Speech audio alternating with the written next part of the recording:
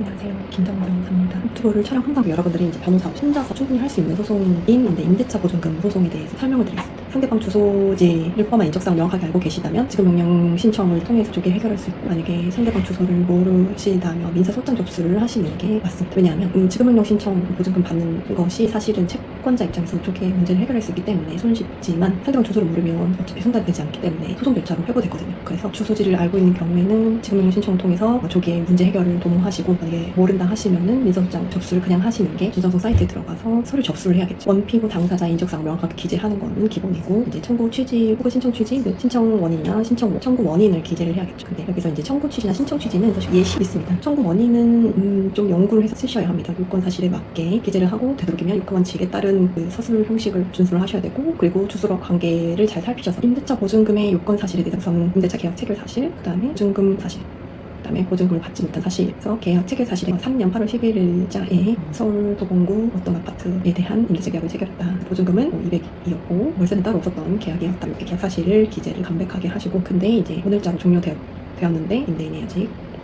보증금을 위반하였다. 이자 청구를 하시려고 하신다면 그 퇴거 사실까지 기재를 해서 하는 것이 좋을 것 같습니다. 청구 서류 말고 입증 서류에 증거로 계약서 반드시 제출해야 됩니다. 그리고 계약 종료 사실을 증명하기 위해서 퇴거하겠다는 의사 표시를 통보한 사실, 가령 문자 메시지나 카톡 메시지 같은 거 임대인한테 보낸 거 있잖아요. 이제 퇴거하겠습니다. 임대차 계약 갱신하지 않겠습니다. 그 사실을 증명할 만한 그런 증거를 제출해야 돼요. 왜냐하면 사실은 갱신된 경우에는 계약 종료 했다고 말할 수 있겠죠. 그래서 종료 사실을 증명할 만한 증거를 제출해야 된다. 그리고 뭐 퇴거했다는 사실에 대한 주장을 하시려면 이사간 사실을 뒷받침할 만한 증거를 또 제출해야겠죠. 짐을 다 뺀 상태의 동영상을 제출한다든지, 아니면은 이사시즌 계약한 그 계약 문서 메시지를 제출을 해서 퇴거 사실을 입증하는 게 필요하고, 신청의 경우에는 뭐 사실은 별도의 신문 절차 기일이 열리지 않고 종료될 것이고, 소장으로 접수한 경우에는 기일이 적어도 1, 2회 정도는 열릴 거기 때문에 그 잡힌 기일에 잘 시간 준수해서 참석하시면 되고요. 별다른 이슈가 없으면 우리가 이제 접수한 내용대로 판결이 잘 선고돼서 확정될 것이지만, 그 확정된 문서를 토대로 채무자의 조선을 대산을 조회해서 강제집행을 하기 위한 이제 노력을 해야죠. 사실은 그 이후 절차가 조금 까다롭고 혼자 하시기 좀 어려운 면이 없지 않아 이 부분에 대해서 추후에 제가 또 동영상 업로드해서 설명드리도록 하겠습니다. 이상 김정은 변호사였습니다.